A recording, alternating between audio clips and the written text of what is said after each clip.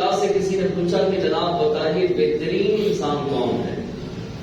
آپ نے فرمایا کہ بہترین انسان وہ ہے کہ جس کی تنہائی پاک ہے. تنہائی بہترین ہے. جو اپنی تنہائی کے وقت اعلیٰ ہے وہی انسان عام زندگی کے اندر بہترین اور اعلیٰ ہے. ایک اللہ کے ولی فرماتے ہیں کہ میں نے ابھی توبہ نہیں کی تھی، توبہ کے ارادے سے پہلے میں ایک بہت بڑا تاجر تھا اور حرام حلال کی تمیز اس وقت نہیں کرتا تھا. آپ فرماتے میں جا رہا تھا، راستے میں میں نے دیکھا کہ ایک درویش ہے، ایک اللہ والا ہے، جنگل میں رہتا ہے، عبادت کرتا ہے، اللہ اللہ کرتا ہے. میں نے عجب انداز دیکھا کہ وہ جھاڑیاں ہیں، چھوٹی چھوٹی جھاڑیاں، اور ان جھاڑیوں پر کھجوریں لگی ہیں اور وہ کھجوریں اتارتا ہے اور کھاتا ہے، اتارتا ہے اور کھاتا ہے. جب 4 5 7 کھجوریں اس نے کھا لی تو آپ فرماتے ہیں کہ میں بڑا پریشان ہوا. میں اپنے گھوڑے سے، اونٹ سے، سواری سے نیچے اترا، اس کے قریب گیا. میں نے کہا کہ ہمیشہ ساری زندگی اصول یہ ہے کہ کھجور کھجور پر لگتی ہے، جھاڑیوں پہ نہیں لگتی ہے. لیکن یہ کیا معاملہ ہے کہ آج میں دیکھ رہا ہوں کہ کانٹے دار جھاڑیوں سے آپ کھجوریں اتار اتار کر کھا رہے ہیں، ماجرا کیا ہے؟ تو اللہ کے ولی فرمانے لگے کہ اتنا پریشان نہ ہو، اگر تیرا دل بھی کرتا ہے کھجور کھانے کو تو آدھا تو بھی کھا لے. یہ تاجر کہتا ہے میں قریب ہوا، میں نے کھجور اتارنے کی کوشش کی تو وہ کھجور تھی، جیسے ہی میرا ہاتھ لگا کھجور کانٹا بن گئی. میں نے دوسری، تیسری، چوتھی، 5ویں کھجور کو ہاتھ لگایا، جس کھجور کو ہاتھ لگاتا جاتا وہ کانٹا بنتی جاتی. وہ اللہ کے ولی فرمانے لگے کہ اصل میں بات یہ ہے، یہ کھجور تیرے ہاتھ میں آ کر کانٹا اس لیے بن رہی ہے کہ تیری تنہائی پاک نہیں، تو اندر کا ناپاک گندا آدمی ہے، اور تیرا دل جو ہے یہ ناپاک ہے. جب تو تنہا ہوتا ہے تو ناپاکی کی حالت میں اور گندگی کی حالت میں ہوتا ہے، تیری تنہائی پاک نہیں. اور رب نے مجھے جھاڑیوں سے کھجوریں اس لیے عطا فرمائی کہ میری تنہائی پاک ہے. تو جس بندے کی تنہائی پاک ہوتی ہے اللہ اس کو وہاں سے رزق دیتا ہے کہ اس کا گمان بھی نہیں ہوتا. آج کے جوان کی تنہائیاں ناپاک اور کس قدر ناپاک ہو گئی. آج کا مسلمان جوان کس طرف جا رہا ہے کوئی فکر نہیں، ماں باپ کو بھی کوئی فکر نہیں، علماء کو کوئی فکر نہیں، رشتہ داروں کو کوئی فکر نہیں، اور جوان کو اپنی آخرت کی اور اپنی قبر کی کوئی فکر نہیں. نہ قرآن پہ توجہ، نہ اسلام پر توجہ، نہ دین پر توجہ، نہ موت کی یاد، نہ قبر کی یاد، نہ آخرت کی یاد، نہ ملک الموت کے آنے کی یاد، نہ میدان محشر جب رب کے حضور پیش ہونا ہے اس کی یاد. یاد ہے تو دنیا کے کام، یاد ہے تو دنیا کی بھیڑ کے اندر ایسا انسان کھو چکا ہے کہ اپنا آپ بھی بھول چکا ہے. اس کو جھنجھوڑ کے یاد کروانا پڑتا ہے، او میاں تو انسان ہے، تو نے نبی کا کلمہ پڑھا ہے، مسلمان ہے، قرآن کا کچھ حق ہے تجھ پر وہ بھی ادا کرنا ہے، اللہ کے کچھ حقوق ہیں وہ بھی ادا کرنے ہیں، اپنے آقا مولا صلی اللہ علیہ وسلم کے کچھ حق ہیں وہ تو نے ادا کرنے ہیں، اسلام کے دین کے کچھ حقوق ہیں وہ ادا کرنے ہیں. وقت ویلا تھوڑا ہے، سورج ڈوبنے والا ہے، اور تو تیزی کے ساتھ اسی کنویں کی طرف بھاگ رہا ہے جس کنویں کا نام موت ہے. اور اسی کنویں کی طرف ہم اینک لگا کے اندھیری رات میں کالی اینک لگا کے دنیا کی لذتوں کی، دنیا کی رنگینیوں کی کالی اینک، کالا چشمہ اپنے منہ پہ لگا کے دوڑ رہے ہیں، اور ان قریب وہ کنویں میں گرنے والے ہیں جس کنویں کا نام موت ہے. اور اس کنویں نے جو ایک بار گرا واپس لوٹ کر واپس نہیں آیا. نبی کریم علیہ السلام کی بارگاہ میں ایک صحابی حضرت عقبہ رضی اللہ تعالی عنہ یہ حاضر تھے. عرض کیا یا رسول اللہ صلی اللہ علیہ وسلم قبر کے عذاب سے اور میدان محشر کے عذاب سے بچ جاؤں، میری نجات ہو جائے، کوئی ایسا عمل بتائیے. اب پوچھنے والے صحابی رضی اللہ تعالی عنہ، بتانے والے محبوب خدا صلی اللہ علیہ وسلم، تو کتنی قیمتی بات ہوگی. اللہ کے محبوب علیہ السلام نے فرمایا 3 کام کر لے، 3 کام کر لے، دنیا اور آخرت میں نجات پا جاؤ گے۔ پہلا کام، اللہ کے محبوب علیہ السلام نے اپنی زبان مبارکہ کو باہر نکالا، انگلی کا اشارہ کیا، فرمایا اس زبان کو لگام دے دے۔ جب تیری زبان تیرے کنٹرول میں آ گئی تو سمجھ لے کہ تو دنیا اور آخرت میں کامیاب ہو گیا۔ آج تو ہم تقریریں بھی سننے سنانے کی حد تک کرتے ہیں، عمل کے لیے تقریریں کی جاتی تھی پہلے، اور سننے والے اس نیت سے آتے تھے کہ آج جو نیا سبق ملا یا پرانا سبق دہرایا گیا، ہم نے دہرائی کر کے اس پر پورا ہفتہ عمل کرنے کی کوشش کر رہی ہے۔ پہلے سننے والے بھی عمل کی نیت سے آتے تھے، سنانے والے بھی کرسیوں پہ ممبروں پہ بیٹھ کے اس نیت سے کرتے تھے کہ میں سناؤں گا اور میرے اندر بھی عمل کا جذبہ آئے گا، قوم بھی باعمل بنے گی۔ اللہ کرے کہ وہ دور واپس آ جائے جب عمل کے جذبے ہوا کرتے تھے، جب مسلمانوں کو ایک آواز دی جاتی قرآن کے لیے۔ یہ رنگ محل کے اندر، چوک کے اندر آج سے 20-25 سال پہلے ایک جلسہ ہوا تھا اور ہمارے بزرگوں نے کچھ نہیں کہا تھا، نہ کسی کو دعوت دی، نہ کسی کے گھر گئے، کچھ بھی نہیں کیا۔ ایک بینر لگایا تھا صرف رنگ محل چوک کے اندر، اور اس پہ لکھا تھا کہ قرآن کے لیے سارے جمع ہو جاؤ۔ اتنی عوام تھی یہاں پر، ہمارے بزرگ فرماتے ہیں کہ تیر دھرنے کے لیے جگہ نہیں تھی، اتنی عوام تھی، صرف ایک بینر لگایا۔ تو اس وقت، ابھی یہ 20-25 سال پرانی بات ہے، تو اس وقت انسان کا ذہن عمل کرنے کا تھا، اسلام کے لیے اور دین کے لیے نکلنے والا ذہن تھا۔ آج تو مادیت میں پھنس گئے، اور ایسا پھنسے کہ اب شاید یہ موت ہی آ کر کے اس پھنسے ہوئے سے ہمیں نکالے۔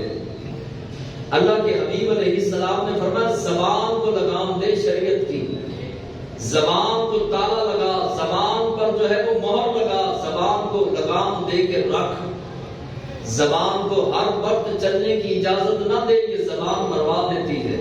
صدیق اکبر رضی اللہ تعالیٰ عنہ فرماتے ہیں کہ یہ زبان ایک ایسی چیز ہے کہ عزتوں کے تاج بھی پہنا دیتی ہے اور ذلت کے پہاڑوں پر بھی کھڑا کر دیتی ہے۔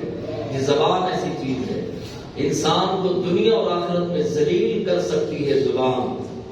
اور زبان اگر جس نے لگام ڈال لی اس زبان کو، تو قیامت میں اور قبر میں وہ فائدے میں رہے گا۔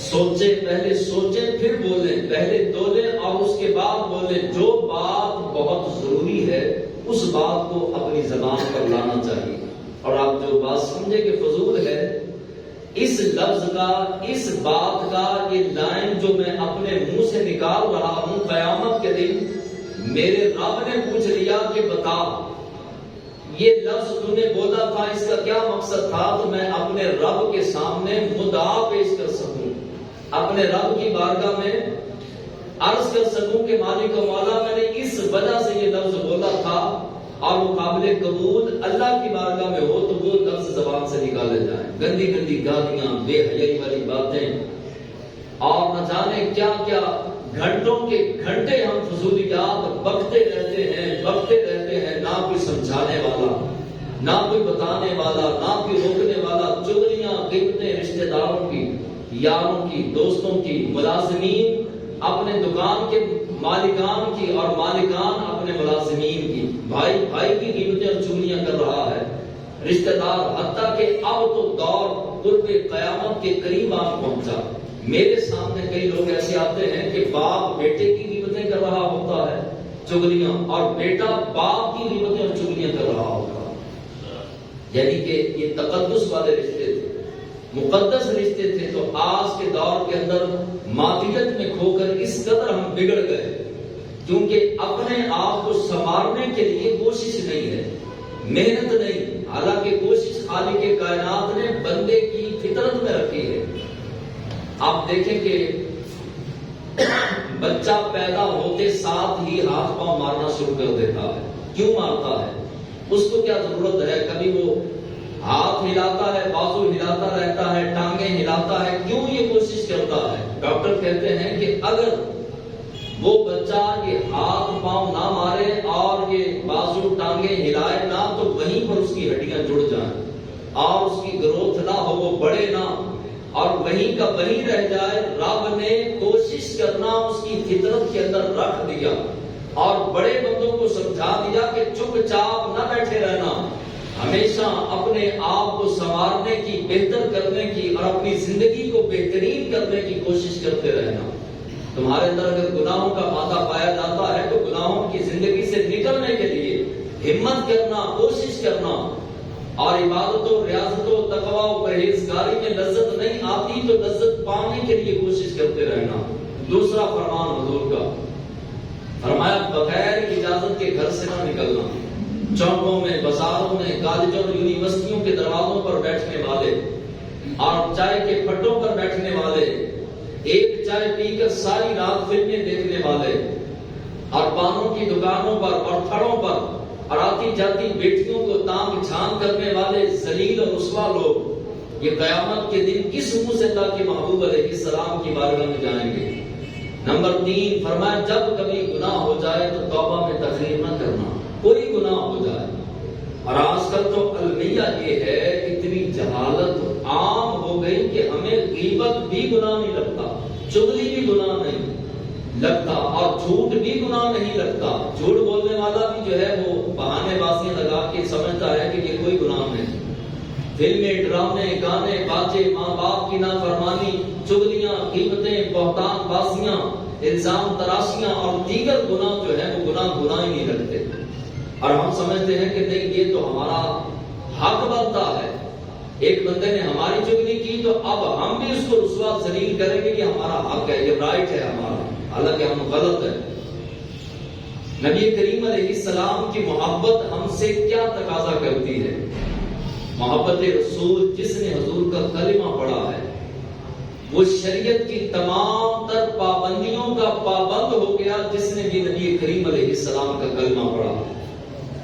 اور جنہوں نے کلمے پڑھے ان کے کردار کو دیکھ کر لوگ کلمہ پڑھا کرتے تھے۔ جنہوں نے حضور علیہ السلام کا کلمہ پڑھ کے دل سے کلمہ پڑھا، جن کے ستھرے، پاک اور اعلیٰ چمکدار کردار تھے، ان کے کردار کو دیکھ کر، ان کے چہروں کو دیکھ کر جو ہے وہ کافر بھی مسلمان ہو جاتے۔ شاید میں نے درس قرآن کے موقع پر ہی ایک واقعہ سنایا تھا کہ ایک یہودن لڑکی یہ اپنے گاؤں سے مدینہ المنورہ دودھ لینے کی غرض سے چلی تو رات کا وقت تھا اور مطلع صاف نہیں تھا۔ پہلے لوگ جو ہے وہ تاروں کے ذریعے ٹائم نوٹ کرتے تھے کہ یہ تارا اس جگہ پر ہے تو یہ وقت ہو گیا، تاروں کے ذریعے سے وقت کا حساب لگایا جاتا۔ لیکن بادلوں کی وجہ سے پتہ نہ چل سکا تو یہ بچی، یہ جوان لڑکی جو ہے یہ دودھ لینے کی غرض سے مدینہ المنورہ کی طرف آئی۔ عین مدینے کے دروازے کے بالکل قریب چوک کے اندر 4 لڑکے کھڑے تھے۔ اس یہودن نے قریب آ کر دیکھا، کہا یہ بھی یہودی ہیں، میں بھی یہودن ہوں، تو یہ مجھے کچھ نہیں کہیں گے۔ لیکن وہ لڑکوں کی نیت خراب تھی اور وہ بد کردار لڑکے تھے۔ وہ لڑکی کے قریب آئے اور اس بچی نے، اس جوان لڑکی نے کہا کہ میں یہودن ہوں، تم بھی یہودی ہو، لہٰذا ہم مذہب ہیں، لہٰذا مجھے ہاتھ نہ لگانا، میری عزت کو خراب نہ کرنا۔ لیکن لڑکے پاس نہ آئے، وہ قریب آتے رہے۔ تو اسی لڑکی نے جناب موسیٰ علیہ السلام کا واسطہ دیا کہ تمہیں موسیٰ کلیم اللہ کا واسطہ، میرے نیڑے نہ آنا، قریب نہ آنا۔ وہ لڑکے نہ باز آئے، ایک نے دوپٹہ پکڑ کے کھینچا۔